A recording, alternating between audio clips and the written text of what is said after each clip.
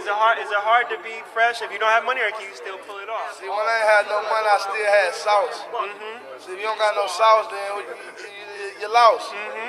But you can also get lost in the sauce. What's going on, everybody? Welcome back for another episode. Again, today we are working on the good old K-Swap EK hatch. We made some great progress with it. As you guys have seen in the last videos, we went ahead and did everything for the air conditioning. We also did the power steering lines, got the reservoir ran over here, got the lines tucked under here, and we got the cooler sitting on top of that condenser.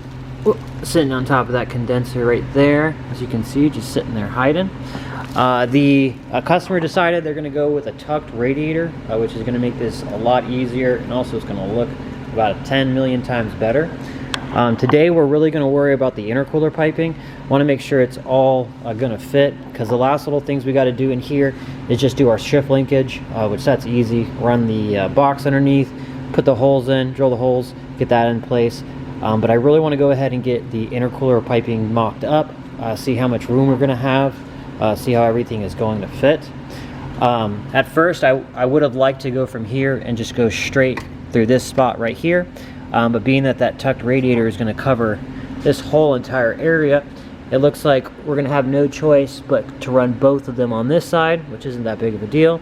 Run them both here, and then we're going to run it, cut this out, and then we'll put the intercooler right in there, and we will be good to go. But I'm going to go to today, I'm going to go through and put in the intercooler piping, get all of this done, see where our blow-off valve is going to sit, and so forth. So we'll go ahead and get started on that. The customer went ahead and just ordered a bunch of universal 2.5-inch intercooler piping, so that'll be good. We can cut it, get it in place, make sure it all looks good. I was trying to see if I could get the turbo to face up, and it looks like it's going to work. I did some clearance things, like I shut the hood a few times, made sure it all was closing, not hitting. So that'll be cool. We'll be able to face it up, be able to use those heater hose lines, have no problem running the heat. So, and that's another thing with this car, is we're having all the accessories, power steering, AC, and we want heat, and we want to be boosting. So let's get to it. Alright, so I'm just messing with things right now. I'm definitely going to be running the turbo upwards, because it gives me a lot more room for the coolant hoses, plus the turbo's not touching it at all. I didn't like that. I want to have at least enough room away from those heater hoses and the turbo so it doesn't melt nothing. You can tell I'm going to have it tilted back a little bit, and then I'm going to just try to run it around. And here, only thing I'm concerned about right now is the intercooler. I can see where this is sitting. And it's got to get it to come a little bit more forward, so I'm going to mess with a few things here just a little bit before I go ahead and make anything final. Obviously everything's going to be couplered anyway, so if I do need to move something, it won't be that big of a deal, but I do need to keep in mind where my radiator is going to sit. So I think that one's going to be something like that. Obviously I got to pick it up a little bit. I'm going to go ahead and cut it just a tad, just so it picks it up a little bit and it's not sitting on the transmission at all.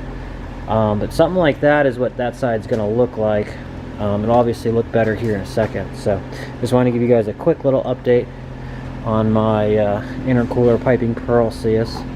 So I'm going to try to, if I have enough room between here and here, I'm going to go ahead and try to put an intake from here so it looks cool. Got some better air coming in, cooler air coming in from not all that heat sitting in the back. So I'm going to keep messing with this, and then I'll show you guys what it's going to be closer to my final piece. Yo, fast forward a little bit. I put the camera down for a minute and just got in my thought process. It's kind of like a puzzle. I just started putting it together and I didn't stop.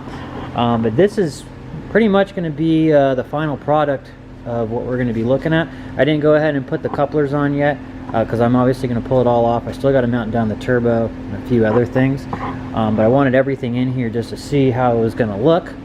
I can't get my intercooler on yet, just because I have to get that radiator in, get that put in behind here. Then we'll go ahead and cut that, and we'll be able to get that radiator in there. But this thing looks super good. I think we almost could have gotten away with putting a radiator in there, but it would have looked really bad and it would have been really close.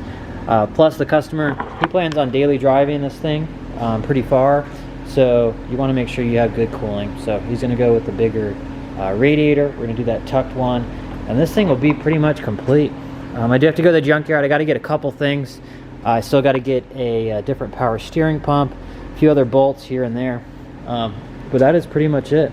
Now I'm just going to go ahead and get the injectors put in, start with the fuel stuff, get the fuel routed, so that way we can start getting some fuel, get some spark in there, and we'll send her. So this was just a quick video put together of the intercooler piping. Now I'm just going to go ahead and move on to everything else I'm going to be working on for the day, so you guys can tag along. Alright, now that I got all the intercooler piping mocked up, I'm going to go ahead and move to my fuel line. I just need to make a line that goes from here to my fuel filter, and then I just need to make a line that goes from here down to my stock return, because we are using the stock fuel tank and the stock fuel system. So I have some lines laying around. I'm just going to go ahead and mock them up. This one was already pre-made. I just need to change that fitting to a block one, but it's literally about an inch or maybe 2 inches too short. So I just got to make one a little bit longer. I'm just going to go ahead and cut some tubing here, some braided tubing. Go ahead and cut up just probably 2 or 3 inches longer, just so I have a little bit more room. That'll be for our return. That'll be nice and simple. Just run boom to there, and then we'll have another one coming from here to there, and then that'll be it for our fuel.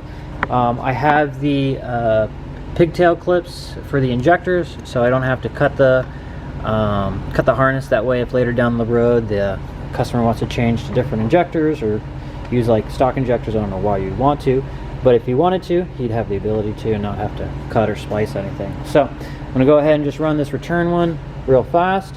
After I run that, we'll go ahead and do our supply side.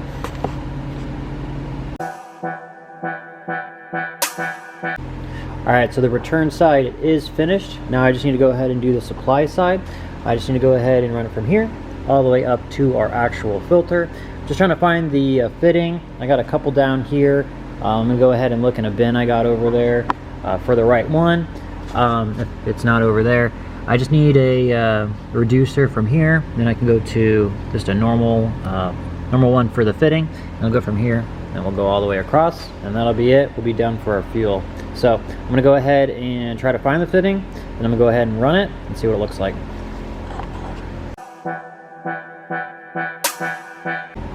Alright, so our supply side is finished. I went ahead and used a thread-on banjo fitting, so it looks nice and OEM.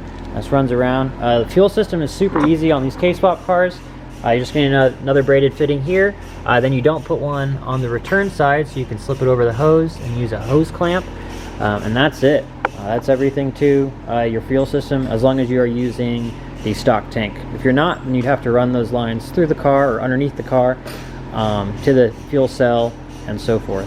But it is pretty straightforward as long as you're using the stock fuel system. Now what I'm going to go ahead and do is I'm going to try to mess with the catch can.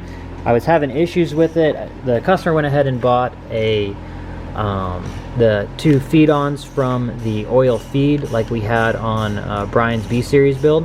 But the issue I was having with it is it was hitting the injectors and it was coming up over the valve cover. I kind of want to make it go like this, so I'm going to go ahead and just mess with that here for a minute, see if it's going to be doable.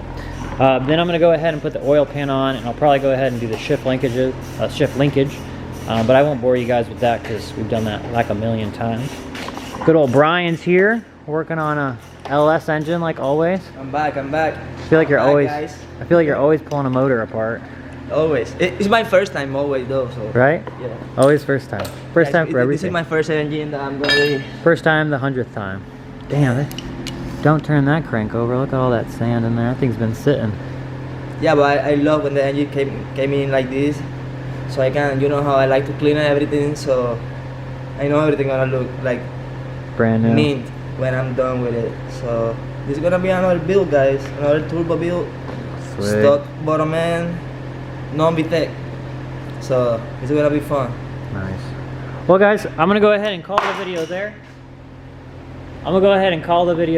Go ahead and like, subscribe guys. We'll see you next time. Peace. You don't got no sauce then, you lost. but you can also get lost in the sauce.